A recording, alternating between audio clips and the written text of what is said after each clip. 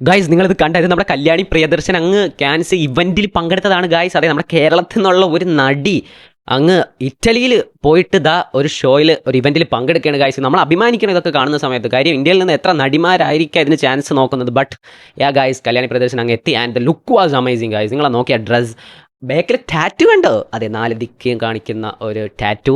And the dress was amazing guys. ഡ്രസ്സിൽ ആ ജുവലൊക്കെ കണ്ടു കഴിഞ്ഞാൽ ഇറ്റ് വാസ് ഫാന്റാസ്റ്റിക് ഗൈസ്. ഇതൊന്നും ആരും ഒന്നും പറയാത്ത, ആരും അങ്ങനെ വീഡിയോ ഒന്നും ചെയ്യുന്നത് കാണുന്നില്ല ഗൈസ്. നമ്മളിതൊക്കെ കാണണം.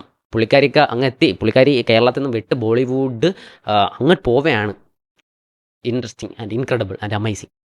നിങ്ങൾ ഈ വീഡിയോ കണ്ട, ഇത് നമ്മുടെ ഷാൻ മെൻഡസും കമീലിയ എന്ന് പറയുന്ന പുള്ളിക്കാരൻ്റെ ഗേൾ ഫ്രണ്ടും കൂടെ ഇറ്റാഗാല ഇവൻറ്റിൽ പണ്ട് പങ്കെടുക്കുന്ന സമയത്ത് ഒരു പാപ്പരാസി ചെയ്യുന്ന ഒരു കാര്യമാണ്. നിങ്ങൾ നോക്കി, ഒരു പാപ്പരാസിക്ക് ഫോട്ടോ എടുക്കുന്ന ആൾക്കാർ ഷോട്ട് എത്രത്തോളം പ്രധാനമാണെന്ന് കണ്ട. ജസ്റ്റ് അവിടുത്തെ ആൾ ജസ്റ്റ് ഒന്ന് വന്നതും അവർ ഷൗട്ട് ചെയ്യുന്നു. ദാറ്റ് മീൻസ് അവർക്ക് ഒരു ഷോട്ട് മിസ്സായി കഴിഞ്ഞാൽ സീനാണ്. ആ ക്യാമറയൊക്കെ ലക്ഷങ്ങൾ വിലയുള്ള ക്യാമറയൊക്കെ എടുത്ത് തല്ലി പൊട്ടിക്കാനാണ്. അത്രയ്ക്ക് ദേഷ്യം വരും അവർക്ക്.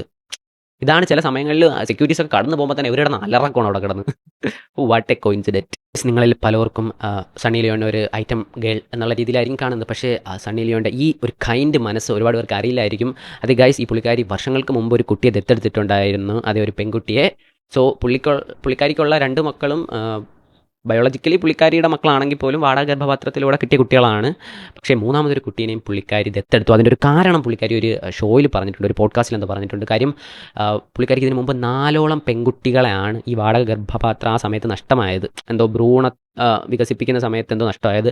അപ്പോൾ അതിലെ സങ്കടവും കൂടെ കൊണ്ടാണ് പുള്ളിക്കാരി ഒരു പെൺകുട്ടിയെ ദത്തെടുത്തത്. അതും കളറൊന്നും അങ്ങനെ ഒന്നും നോക്കാതെ ഭയങ്കര കൈൻഡായിട്ട്. പിന്നെ അങ്ങനെ നോക്കാൻ പറ്റില്ല നിയമപ്രകാരം, അത് വേറെ കാര്യം.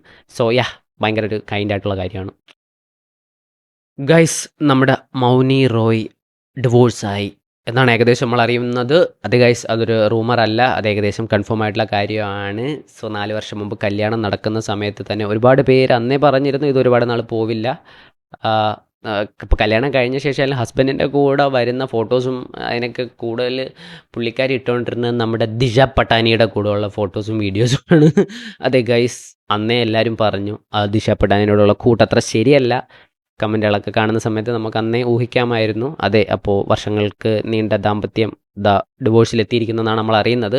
ഇതിലൊരു കാര്യം, ഈ പുള്ളിക്കാരനുണ്ട്. ഈ പുള്ളിക്കാരൻ്റെ വീഡിയോസ് കാണുന്ന സമയത്തൊക്കെ പല ആൾക്കാർക്കും തോന്നിയിട്ടുണ്ട് ഗൈസ്, ഇവർ തമ്മിലുള്ള ബന്ധം ശരിയല്ല, അതെന്തോ ബ്രേക്കപ്പ് ആവാൻ പോവുകയാണ് അല്ലെങ്കിൽ ഡിവോഴ്സ് ആവാൻ പോവുകയാണെന്ന്. സോ അത് കണക്കിനെ സംഭവിച്ചു. പിന്നെ പുള്ളിക്കാരി തന്നെ പോസ്റ്റ് ഇട്ട് അറിയിച്ചു, റൂമറുകളൊന്നും സ്പ്രെഡ് ചെയ്യരുത്, അല്ല റൂമർ സ്പ്രെഡ് ചെയ്യരുതെന്നല്ല, ആരും സോഷ്യൽ മീഡിയയിലൊന്നും പറയരുതെന്ന്. എങ്ങനെ പറയാതിരിക്കും, അമ്മാതിരി ഷോ ഓഫ് അല്ലായിരുന്നു ഗൈസ്. ഇത് നമ്മളെ നവാസുദ്ദീൻ്റെ മോളാണ് കേട്ടോ. അറിയാലോ, നവാസുദ്ദീൻ ബോളിവുഡിലൊരു സൂപ്പർ ആക്ടറാണ് ഗൈസ്. അത്യാവശ്യം നല്ല കഴിവുള്ള, നല്ലോണം അഭിനയിക്കുന്നവരാണ്. പുള്ളിക്കാരിയുടെ മകളാണിത്. പുള്ളിക്കാരിനെ സിനിമയിലോട്ട് കൊണ്ടുവരുന്ന ഒരു പ്ലാനുണ്ട്. പുള്ളിക്കാരി ഏതോ ഇംഗ്ലണ്ടിലെ എന്തോ ആക്ടിങ് പഠിക്കുകയാണ് ഗൈസ്.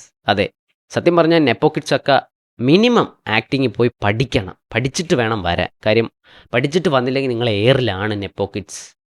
എല്ലാ നെപ്പോ കിഡ്സും ബോളിവുഡിലായിക്കോട്ടെ, ടോളിവുഡിലായിക്കോട്ടെ, ഹോളിവുഡിലായിക്കോട്ടെ, മോളിവുഡിലായിക്കോട്ടെ.